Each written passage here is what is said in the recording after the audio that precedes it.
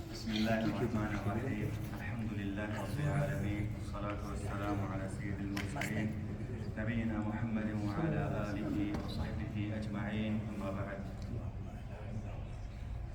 يقول الله عز وجل: إن الذين قالوا ربنا الله ثم استقاموا تتنزل عليهم الملائكة ألا تخافوا ولا تحزنوا وأبشروا بالجنة. محترم بھائیوں، آج شیخ محترم نے اپنا خطبہ اللہ رب العالمین کی تعریف کرتے ہوئے نبی پاک صلی اللہ علیہ وسلم کا درود پڑھتے ہوئے شروع کیا اور کہا: میرے بھائیوں، اللہ رب العالمین نے ہمیں یہ حکم دیا ہے کہ ہم سیدھا چلیں. کیسا چلیں اقبال بھائی؟ سیدھا چلیں. استقامت اختیار کرنے کا اللہ رب العالمین نے ہمیں حکم دیا ہے. ہم نے بار بار استقامت پورے خطبے میں سنا ہوگا. اس کا مطلب ہے سیدھا چلو، ٹیڑھا مت چلو. ہے نا امجد؟ ٹیڑھا نہیں چل رہا ہے، سیدھا چل رہا ہے.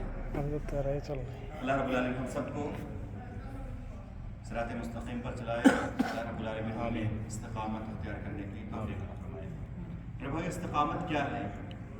استقامت کا مطلب یہ ہے کہ اللہ رب العالمین نے ہمیں ایمان اور اسلام کی توفیق دی ہے. ہم مسلمان ہیں، ہم مومن ہیں، تو ہمیں چاہیے کہ اللہ رب العالمین کے راستہ اسلام اور ایمان کا، اس پر ہم جمے رہیں. استقامت کا مطلب کیا ہے میرے بھائیوں؟ درس کلام بھائی نہیں دے رہے. استقامت کا مطلب کیا ہے؟ کہ اللہ رب العالمین نے جو ہمیں ایمان اور اسلام کا راستہ دیا، اس پر ہم جمے رہیں، ٹیڑھے میڑھے نہ ہوں. نبی پاک صلی اللہ علیہ وسلم نے ایک مرتبہ ایک سیدھا راستہ، ایک سیدھی لکیر کھینچی اور اس کے اگل بغل میں کئی اور راستے اور کئی اور لکیریں کھینچی. پھر نبی پاک صلی اللہ علیہ وسلم نے کیا کہا؟ سیدھا راستہ جنت کو جانے والا ہے، اور جو ادھر اور ادھر دائیں اور بائیں جو لکیریں ہیں وہ کیا ہیں؟ شیطان کی پگڈنڈیاں ہیں، شیطان کے راستے ہیں. اور ہر راستے پہ شیطان کھڑا ہوا ہے آپ کو بلانے کے لیے اور آپ کو گمراہ کرنے کے لیے وہ ہمیشہ کوشش کرتے رہتا ہے. تو ہمیں کہاں چلنا ہے میرے بھائیوں؟ سیدھے راستے پر چلنا ہے، سیدھا چلنا ہے، ٹیڑھا اور ادھر ادھر نہیں جانا ہے. ہمیں اللہ رب العالمین ہم سب کو توفیق دے کہ ہم سیدھے راستے پر چلیں. تو میرے بھائیوں، استقامت کا مطلب میں نے آپ کو واضح کر دیا. استقامت کا مطلب ہے ہم ایمان پر، اسلام پر اور اپنے دینی شعائر پر جمے رہیں. ایسا نہ ہو کہ ہم ایک دن تو نماز پڑھ رہے ہیں، دوسرے دن نماز سے غافل ہیں. یہ استقامت نہیں ہے. استقامت کیا ہے؟ ہم سوچیں ذرا کہ ہماری زندگی میں کرنے کے لیے ہے کیا. اللہ رب العالمین نے دن اور رات میں کتنے بنائے ہیں؟ وقت 24 گھنٹے. 24 گھنٹے میں 23 گھنٹہ، 23.5 گھنٹہ ہمارا ہے، جیسے ہم چاہیں زندگی گزاریں. صرف آدھا گھنٹہ ہے نا، اگر ہم فرض نماز پڑھیں تو آدھا گھنٹہ سے زیادہ نہیں لگے گا. ہم اتنا اگر کرتے ہیں تو گویا اللہ رب العالمین جو ہمیں واجب دیا ہے، جو اللہ رب العالمین نے ہمیں ضروری طور پر کرنے کے لیے حکم دیا ہے، وہ ہم کر رہے ہیں. اگر ہم آدھا گھنٹہ نکال دیتے ہیں اللہ رب العالمین کی دن اور رات میں، اس کے علاوہ کیا ہے؟ اسلام کتنا آسان ہے میرے بھائی. اور اگر ہم نماز پڑھتے ہیں تو اس کا فائدہ کس کو ہوگا؟ اللہ رب العالمین کو. اللہ رب العالمین پر احسان کریں گے نہیں؟ اللہ رب العالمین پر کوئی احسان نہیں. اللہ رب العالمین کے نزدیک ہماری اور آپ کی نہیں، بلکہ پورے دنیا کی مکھی کے پر کے برابر بھی حیثیت نہیں ہے. پوری دنیا اللہ رب العالمین کے نزدیک مکھی کے پر کے برابر بھی نہیں ہے، مچھر کے پر کے برابر بھی دنیا کی حیثیت نہیں ہے. تو ہماری اور آپ کی کیا حیثیت اللہ رب العالمین کے نزدیک؟ اگر ہماری حیثیت ہے، ہمارا جو اگر اللہ رب العالمین کا مقام ہے، تو کس کی وجہ سے ہے؟ یہی نماز پڑھنے کی وجہ سے، یہی اچھے کام کرنے کی وجہ سے، یہی تقویٰ اختیار کرنے کی وجہ سے ہمارا مقام ہوگا. ورنہ پوری دنیا کی اللہ رب العالمین کے یہاں کوئی وقار اور کوئی حیثیت نہیں ہے. تو ہمیں یہ سوچنا چاہیے کہ دن اور رات میں اللہ رب العالمین نے 24 گھنٹے دیے ہیں. 24 گھنٹے میں سارے وقت تمہارے بس 5 وقت کی جب اذان ہو جا کر کے آپ نماز پڑھ لیں. یہ اللہ رب العالمین نے ہمارے اوپر واجب جو ہے قرار دیا ہے. ہم اگر 5 وقت کی نماز باجماعت ادا کرتے ہیں تو گویا ہم نے اللہ رب العالمین نے جو ہم پر واجب دیا تھا وہ ہم نے ادا کر دیا. اس کے علاوہ کچھ بھی نہیں ہے. سوچیں ذرا، کچھ ہے اس کے علاوہ؟ کچھ ہے؟ زکوٰۃ ہر دن دینا ہے آپ کو. اگر اللہ رب العالمین کو توفیق دی ہے تو زکوٰۃ آپ کو سال میں ایک بار تو واجب طور پر ادا کرنا ہے بس. روزہ سال کی 12 مہینے روزہ ہمیں رکھنا ہے. اللہ تعالیٰ نے آپ کو توفیق دی، آپ رکھیں پورے، یعنی جو ہے پیر اور جمعرات کے روزے اللہ کے رسول صلی اللہ علیہ وسلم نے جو ہے مشروع قرار دیے ہیں. ہر مہینے کے 3 دن کے روزے صلی اللہ علیہ وسلم نے مشروع قرار دیے ہیں. اس طرح سے عرفہ اور جو ہے عاشورہ کا روزہ صلی اللہ علیہ وسلم نے مشروع قرار دیا ہے. شوال کے 6 روزے صلی اللہ علیہ وسلم نے جو ہے مشروع قرار دیے ہیں. اس طرح سے جو ہے ایام عشر ذی الحجہ کے روزے صلی اللہ علیہ وسلم نے مشروع قرار دیے ہیں. اس طرح سے محرم کے روزے صلی اللہ علیہ وسلم نے مشروع قرار دیے ہیں. لیکن جو فرض روزہ ہے وہ کتنا ہے؟ صرف سال میں 1 مہینہ. 11 مہینے آپ کے ہیں جس طرح سے چاہیں, اور وہ بھی جو آپ کو 1 مہینہ رمضان کا روزہ رکھنا ہے 24 گھنٹے رکھنا ہے نہیں, آپ کو فجر سے لے کر کے مغرب تک روزہ رکھنا ہے, باقی آپ اپنے مرضی کے مالک الحمدللہ.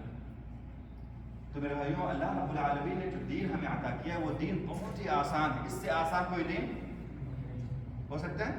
نہیں ہو سکتا. کیوں؟ جیسے کہ میں نے آپ کو بتایا تھا پہلے کہ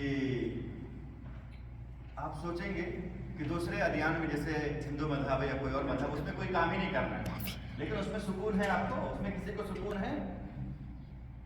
میرے بھائیوں, یہ جو نماز ہم اللہ رب العالمین ادا کرتے ہیں, اس کا مطلب کیا, اس کا مقصد کیا کہ بندہ اللہ رب العالمین جڑا رہے. اور جب بندہ اللہ رب العالمین جڑا رہے گا تو وہ کام کرے گا جس سے وہ سیدھے مرنے کے بعد کہاں جائے گا؟ جنت میں جائے گا. اور اگر اللہ رب العالمین ٹوٹا رہے گا بندہ تو مرنے کے بعد کہاں جائے گا؟ اس کو کوئی پرواہ نہیں کہ ہاں مجھے کوئی دیکھ رہا ہے, مجھ پر کوئی نگراں ہے, مجھ پر کوئی جو ہے نگہبان ہے, کوئی اس کو پرواہ نہیں, تو کہاں جائے گا؟ وہ عمل ہی ایسے کرے کہ جہنم میں اسے وہ عمل لے کر کے جائیں. تو ہمیں اللہ رب العالمین سے جوڑنے کے لیے اللہ رب العالمین نے ہمیں نماز پڑھنے کا حکم دیا ہے. تو میرے بھائیو, نماز ایک اللہ رب العالمین کی بہت بڑی نعمت ہے. ہم جب سال میں معراج اور اسراء کا جو ہے وقت آتا ہے, یہ تو اس کی تاریخ پتہ نہیں کہ کب ہے, لیکن یہ تو ہے کہ ہے. وہ اللہ کے رسول کو بہت بڑا معجزہ عطا کیا گیا تھا, وہ ہے کہ اسراء معراج آسمان کرایا گیا تھا. ہم اس کا تذکرہ خوب کرتے ہیں, لیکن ہم جانتے ہیں کہ اسراء اور معراج کا سب سے بڑا تحفہ کون سا تھا؟ سب سے بڑا تحفہ نماز ہے, اسراء اور معراج. اور ہم جانتے ہیں نا کہ اللہ کے رسول صلی اللہ علیہ وسلم کتنی نمازیں فرض ہوئی تھی؟ 50 اس کی نمازیں فرض ہوئی تھی. اللہ رب العالمین کے پاس جب نبی پاک صلی اللہ علیہ وسلم آئے تھے, سے ملاقات, نے کہا کیا اللہ رب العالمین تمہیں دیا تحفے کے طور پہ؟ کہا نماز دے 50 وقت کی. آپ صلی اللہ علیہ وسلم نے کیا کہا؟ جاؤ, میں نے اپنی امت کو جو ہے آزما لیا ہے, ہماری امت اتنی طاقت نہیں رکھ پائے گی. آپ صلی اللہ علیہ وسلم آتے گئے جاتے گئے, موسیٰ علیہ السلام اور اللہ رب العالمین کے درمیان آپ صلی اللہ علیہ وسلم جو ہے چکر لگاتے رہے, یہاں تک کہ جو 50 وقت کی نماز کتنے ہو گئی؟ 5 کر کے کم ہوئی, یہاں تک 5 نمازیں ہو گئی ہیں. اور پھر حضرت موسیٰ علیہ السلام نے کیا کہا تھا؟ اور جاؤ. نبی پاک صلی اللہ علیہ وسلم نے کیا کہا تھا؟ اب مجھے اللہ رب العالمین سے حیا آتی ہے. اللہ رب العالمین نے 50 سے 45 کو ختم کر دیا, 50 کر دیا, اب میں نہیں جاؤں گا. تو میرے بھائیوں, یہ جو نماز ہے یا اللہ رب العالمین کے جو بھی احکام اور فرامین ہیں, سب میرے بھائیوں آسانی بنا دی. اس سے آسان چیز کوئی اور ہو ہی نہیں سکتی. اور دیکھیں ہم ذرا غور کریں گے اگر, تو ٹائم ٹیبل کتنا اچھا اللہ رب العالمین بنا دیا ہے. فجر کی نماز کا کتنا اچھے ٹائم پہ ہے, اور جو لوگ اس وقت اٹھتے ہیں نا, ان کی زندگی دیکھیے کہ ہاں کتنی اچھے سے گزر رہی ہے, ماشاءاللہ تبارک اللہ, کتنی اچھی ان کی زندگی ہے. اور ہمیں اللہ رب العالمین نماز کے لیے اٹھا کر کے یعنی یہ ٹائم ٹیبل بتانا چاہا, اور غیروں نے ہم سے سیکھ کر کے اس وقت اٹھنا شروع کر دیا, اور ہم جو ہے نماز میں اگر اٹھتے بھی ہیں تو اس کے بعد سو جاتے ہیں. اللہ رب العالمین کو توفیق دے, ہم اللہ تعالیٰ کو توفیق دے کہ ہم نماز کے وقت اٹھیں اور اس کے بعد اپنے کام کریں. کتنی برکت ہے. نبی صلی اللہ علیہ وسلم نے کیا کہا؟ اللہ رب العالمین تو میرے امت کے لوگوں میں صبح سویرے کام کرنے میں برکت عطا فرما. تو صبح سویرے کے کام کرنے میں اللہ رب العالمین نے کیا کیا ہے؟ برکت عطا کیا ہے. تو ہمیں چاہیے کہ ہم صبح سویرے اٹھیں, نماز پڑھیں, اور ہم اللہ رب العالمین سے جڑیں. اس کے بعد ظہر کی نماز ہے نا, کتنا اچھا ٹائم ہے. ظہر کی نماز آپ پڑھیں, کھانا کھائیں, تھوڑا سا آرام کریں. پھر عصر کی نماز کا ہوتا ہے کہ اٹھو اب کام پہ جاؤ, جو کام کرنا ہے اور مکمل کرو اس کو. مغرب کی نماز, چلو بھائی اب آپ کام کا وقت ختم ہو گیا ہے, کھانا کھاؤ, کھانا اس کے بعد میں جو ہے عشاء کی نماز پڑھو, اب سونے کا وقت ہو گیا ہے. میرے پاس اللہ رب العالمین کتنا اچھا نظام ہمارے لیے بنایا میرے بھائیوں, لیکن ہم غور نہیں کرتے. اور اسلام میرے بھائیوں ایک فخر کرنے والی چیز ہے. اسلام بہت ہی جو ہے شامل اور کامل اور مکمل دین ہے میرے بھائیوں. ہمیں چاہیے کہ ہم اپنے اسلام پر عمل کریں. اور اسلام اتنا آسان ہے میرے بھائی, جیسے کہ میں نے کہا کہ 24 گھنٹے میں صرف آدھا گھنٹہ اگر آپ نکالیں گے تو آپ نے اپنا واجب ادا کر دیا. سال میں 1 مہینہ آپ کو روزہ رکھنا ہے. زکوٰۃ آپ کو سال میں 1 بار دینا ہے, وہ بھی اگر آپ کے پاس طاقت ہے تو. حج آپ کو ضرورت کرنا جب آپ کے پاس استطاعت اور طاقت ہے تو.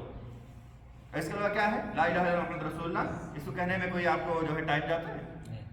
لا الہ الا اللہ محمد، اگر آپ ذکر کرتے رہے اللہ رب العالمین کا تو آپ کی زبان جو ہے برائیوں سے اور اللہ رب العالمین کی نافرمانیوں سے اور برے الفاظ سے محفوظ رہیں گے۔ اللہ رب العالمین سب کو توفیق دے۔ میرے بھائی شیخ نے کہا کہ ہم سیدھا چلیں، ہم استقامت کے راستے کو اختیار کریں، ہم وہی راستہ اختیار جس کے بارے میں ہم اللہ رب العالمین ہر نماز میں سوال کرتے ہیں۔ کیا ہم کہتے ہیں؟ الحمدللہ رب العالمین الرحمن الرحیم مالک یوم الدین ایاک نعبد و ایاک نستعین۔ اس کے بعد کیا کہتے ہیں ہم لوگ؟ اہدنا الصراط المستقیم۔ ہر نماز میں ہم مانگتے ہیں اللہ رب العالمین سے، لیکن اس کے بعد اس کو ہم اختیار نہیں کرتے۔ کیوں؟ میرے بھائیو، ہم حتی الامکان یہ کوشش کریں کہ ہم جو اللہ رب العالمین نے ہمیں حکم دیا ہے اس پر عمل کریں۔ کوئی مشکل کام ہے؟ اللہ رب العالمین نے جو حکم دیا ہے اس پر ہم عمل کریں۔ اللہ رب العالمین نے کیا حکم دیا ہے؟ اچھے کام کریں، ہے نا، لوگوں کی مدد کریں، لوگوں کے ساتھ مل جل کر کریں، یہی اللہ رب العالمین نے حکم دیا۔ کوئی اللہ رب العالمین نے حکم دیا ہے، اگر ہم ایسا کریں گے تو ہمارا کیا ہوگا؟ دنیا میں بھی نام ہوگا، مرنے کے بعد بھی ہمارا لوگ نام لیں گے۔ اور اللہ رب العالمین نے اور اللہ کے رسول صلی اللہ علیہ وسلم نے کس چیز سے روکا ہے؟ برائیوں سے رکو، لوگوں کو تکلیف نہ دو، لوگوں کو پریشان نہ کرو، لوگوں کے ساتھ لڑائی جھگڑا نہ کرو۔ یہی تو اللہ رب العالمین نے اور اللہ کے رسول نے انہیں سے تو منع کیا ہمیں۔ اگر ہم ان سے بچیں گے تو ہمارا کیا ہوگا؟ نقصان ہوگا نا، ہر دن 5-5 ریال 10-10 ریال نقصان ہوگا اگر ہم جو ہے برائیاں نہیں کریں گے تو ہوگا نا یہی۔ اگر ہم برائی نہیں کریں گے ہمارا 5-10 ریال ہر دن نقصان ہوگا نا؟ نقصان ہوگا؟ نہیں نقصان ہوگا۔ کس چیز کا نقصان ہوگا؟ کس بات کا نقصان ہے؟ نقصان نہیں میرے بھائیوں۔ اگر ہم برائیوں سے بچیں گے، اچھے کام کریں گے تو دنیا میں بھی ہمارا نام ہوگا، دنیا میں بھی ہم کامیاب رہیں گے، لوگ کہیں گے وہ بہت اچھا آدمی ہے نا، وہ بہت بھلا آدمی ہے، اور آخرت میں مرنے کے بعد بھی جو ہے لوگ ہمارا نام لیں گے اور اللہ رب العالمین ہمیں جنت میں اعلیٰ مقام انشاءاللہ عطا کریں گے۔ تو میرے بھائیو، شیخ نے یہی کہا کہ ہم اللہ اور اس کے رسول کے بتائے ہوئے راستے کے مطابق چلیں، اس پر جمے رہیں اور ہم ٹیڑھے راستے پر نہ چلیں۔ اس کے بعد شیخ محترم نے کہا کہ اگر ہمیں اس راستے پہ جمے رہنا ہے، جس راستے پر چلنے اور جو ہے جاری رہنے کا اللہ رب العالمین نے اس پر جمے رہنا ہے، تو اس کے لیے کیسے ہم جو ہے اپنے آپ کو تیار کر سکتے ہیں؟ سب سے پہلی چیز شیخ نے بتائی کہ دعا کریں اپنے لیے کہ اللہ ہمیں تو سیدھے راستے پر چلا۔ کیا کرنا ہے میرے بھائی؟ اس کے لیے ہمیں دعا کرنا ہے کہ اللہ تو ہمیں سیدھے راستے پر چلا، ہمیں برائیوں سے اللہ تو محفوظ رکھ۔ اور اس کے بعد جو شیخ نے بتایا کہ جس سے ہم سیدھے راستے پر چل سکتے ہیں وہ یہ ہے کہ ہم سیدھے راستے پر چلنے کے لیے اپنے آپ کو کنٹرول کریں، کیونکہ ہمارا نفس جو ہے، ہمارا جسم جو ہے کیا چاہتا ہے؟ آرام چاہتا ہے، سکون چاہتا ہے، اور جو بری چیزیں ہیں ان کی طرف ہمارا نفس جو ہے زیادہ مائل ہوتا ہے کہ نہیں؟ لیکن اگر ہم کوشش کریں گے نہیں، نفس نے کہا کہ یہ غلط کام کرنا نہیں، اللہ رب العالمین کے عذاب کو یاد کر لے، اللہ رب العالمین کہ جہنم کو یاد کر لے، اگر تو اس راستے پر جائے گا تو تجھے اس عذاب سے دوچار ہونا پڑے گا۔ اور ہم اپنے آپ کو اچھے راستے کی طرف لانے کے لیے جو ہے اپنے نفس کو جو ہے دبائیں، نفس کو اپنے کنٹرول میں رکھیں، اچھے کام کرنے کے لیے جو ہے اپنے آپ کو جو ہے تیار کریں، اور برائیوں سے اپنے آپ کو روکنے کے لیے جو ہے میرے بھائیوں ہم اپنے نفس پر کنٹرول کریں۔ اس کے بعد میرے بھائیوں شیخ محترم نے خطبہ ختم کیا اور اللہ رب العالمین کی تعریف کے لیے پاک صلی اللہ علیہ وسلم پر درود بھیجا، اور پھر شیخ نے بہت ساری دعائیں دی۔ انہیں دعاؤں میں 2 چیزیں میرے بھائیوں میں آپ کو بتاؤں گا۔ ایک یہ ہے کہ یہاں ہر خطبے میں الحمدللہ جو حکمران ہیں ان کے لیے دعائیں ہوتی ہیں، ہر خطبے میں الحمدللہ حکمران کے لیے دعائیں ہوتی ہیں، خادم الحرمین شریفین کے لیے دعائیں ہوتی ہیں، اللہ رب العالمین کی حفاظت کرے اور اللہ رب العالمین مزید توفیق عطا فرمائے۔ ولی عہد الامین کے لیے الحمدللہ جو ہے ہمیشہ دعائیں ہوتی ہیں۔ میرے بھائیوں، اسلام کا اور اہل سنت والجماعت کا یہ عقیدہ ہے کہ اپنے حکمرانوں کے لیے ہمیں دعا کرنا ہے کہ اللہ رب العالمین ان کو سیدھا کرے اور ان کو جو ہے کتاب و سنت کے مطابق فیصلہ کرنے کی توفیق دے۔ تو یہاں الحمدللہ ہر جو ہے خطبے میں ان کے لیے دعا ہوتی ہے۔ اور اگر آپ کو دیکھنا ہے کہ اہل سنت والجماعت میں سے لوگ ہیں یا جو ہے خوارج اور جو ہے دیگر قسم کے لوگوں میں ہیں، تو آپ دیکھ لیں کہ وہ دعا کرتے اپنے ولی امر کے لیے بھی نہیں کرتے۔ تو میرے بھائی ہمیں اپنے حکمرانوں کے لیے، خاص طور سے اگر مسلم حکمران ہیں تو ان کے لیے ہمیں خصوصی طور پر دعا کرنا چاہیے کہ اللہ رب العالمین نے سیدھے راستے پر لگائے، اللہ رب العالمین کے جو ملنے جلنے والے ہیں، ان کے جو آس پاس رہنا ہے ان کو بھی جو ہے صحیح کرے، اور اللہ رب العالمین کو کتاب و سنت کے مطابق جو ہے فیصلہ کرنے کی توفیق عطا فرمائے۔ اسی طرح سے شیخ نے بارش کی بھی دعا کی ہے نا۔ بارش کی دعا جب کرتے ہیں شیخ تو ہم کیا کرتے ہیں؟ ہاتھ اٹھاتے ہیں۔ کیوں اٹھاتے ہیں ہم ہاتھ؟ پاک صلی اللہ علیہ وسلم اٹھایا کرتے تھے ہے نا، اور دوسری دعائیں بھی کرتے ہیں، لیکن ہم خطبے کے درمیان ہاتھ نہیں اٹھاتے ہیں۔ کیوں؟ اس लेकिन नबी वसल्लम वहाँ हाथ नहीं उठाते थे। मतलब ये है मेरे भाइयों कि दीन वही है जो आप सल्लल्लाहु अलैहि वसल्लम ने किया है। उसके बाद हम चाहे सोचिए ये तो हाथ उठाना दुआ है, बहुत अच्छी बात है, ये है वो है, ये इस तरह की अगर हम बातें करते हैं तो मेरे भाइयों दीन वो नहीं है। दीन वही है जो आप सल्लल्लाहु अलैहि वसल्लम ने किया है। जहाँ आप सल्लल्लाहु अलैहि वसल्लम ने कहा है कि ये करो उसे करना, जहाँ कहा आप सल्लल्लाहु अलैहि वसल्लम ने रुक जाना है वहीं पे हमें रुक जाना, यही दीन है। इसके अलावा अगर हम अपने जज्बात पे और अपने हमास पे जो है हम दीन की बुनियाद रखते हैं और कहते हैं कि दीन ये भी तो अच्छा हो सकता है, ये भी अच्छा काम हो सकता है, अगर वो सारी चीज़ें दीन नहीं होंगी। दीन वही होंगी जो नबी वसल्लम के ज़माने में दीन था, जो आप सल्लल्लाहु अलैहि वसल्लम के ज़माने में, और जो बाद की चीज़ें हैं वो कभी भी दीन का हिस्सा नहीं हो सकता। अल्लाह रब्बुल आलमीन सबको तौफीक दे कि हम नबी पाक सल्लल्लाहु अलैहि वसल्लम की सुन्नतों को समझें, कुरान मजीद की तालीमात को समझें, उन पर अमल करें खुद भी और लोगों में उन्हें आम करें। मेरे भाइयों आखिर में मैं आपको एक तंबीह कर दूं, वो ये है कि अगर किसी के रोज़े पिछले रमज़ान हुए हैं तो शाबान के महीने में रख लें। शाबान के महीने में जो है रोज़े रख लें, क्योंकि अगर रमज़ान का महीना आ गया और आपने जो है छूटे हुए रोज़े नहीं मुकम्मल किए तो आपको गुनाह मिलेगा। ठीक है मेरे भाइयों, तो जिनके रोज़े रमज़ान जो पिछला गुजरा हुआ है उसके छूटे हुए हैं वो क्या करें, अपने रोज़े अभी क़ज़ा कर लें। शाबान के जो है आखिरी दिन तक आपके पास जो है टाइम है। अगर आपने अब तक नहीं रखे हैं तो आपको कोई गुनाह नहीं मिला अभी तक, लेकिन रमज़ान जैसे शुरू हो जाएगा आपको गुनाह मिलेगा, तो हम अभी रख लें। बाज़ उलमा कहते हैं कि अगर किसी ने अपने रोज़ों को मुअख्खर किया, दूसरा रमज़ान आ गया है ना, और उसने जो है अपने रोज़े नहीं मुकम्मल किए, तो जब बाद में वो मुकम्मल करेगा अपने रोज़ों को दूसरे यानी इस रमज़ान के जाने के बाद, तो उसको रोज़े भी रखने पड़ेंगे, उसको गुनाह भी मिलेगा और उसको एक मिस्कीन का जो है हर दिन खाना भी खिलाना पड़ेगा। तो हमें चाहिए कि हम अभी रख लें ताकि हम बहुत सारी चीज़ों से बच जाएं। अल्लाह सबको तौफीक अता फरमाए। व जज़ाकुमुल्लाहु खैरन।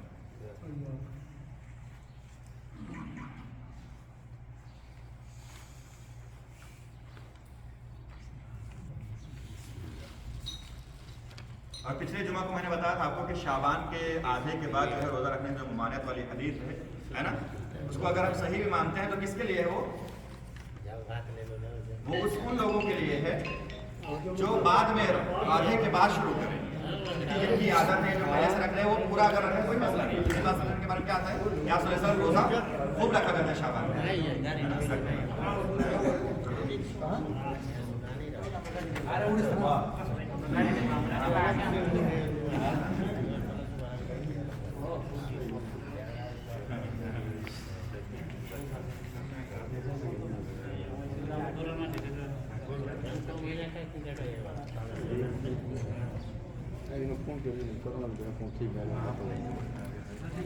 ठीक नहीं काम अच्छा